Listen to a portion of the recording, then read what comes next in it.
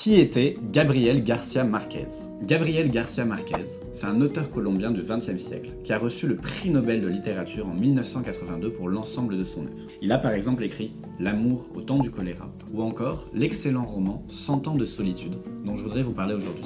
100 ans de solitude, c'est l'histoire d'une famille, la famille Buendia, sur 7 générations, dans un petit village colombien de Macondo. Ce qui est extraordinaire dans le style de Gabriel García Márquez, c'est qu'il mélange des éléments réels, la description de la vie d'une famille dans un village sur une centaine d'années, avec des éléments complètement fictifs, surnaturels. C'est ce qu'on appelle le réalisme magique. Par exemple, dans le roman, il va y avoir une pluie qui ne cesse de tomber pendant 4 ans, de façon ininterrompue. Ou encore, une perte de mémoire de tous les habitants qui, à cause d'un manque de sommeil, vont oublier le nom des choses et vont devoir étiqueter les objets du quotidien et les lieux de la ville pour se rappeler. Il y a autre chose d'amusant dans ce livre, il y a 2 noms qui reviennent tout le temps.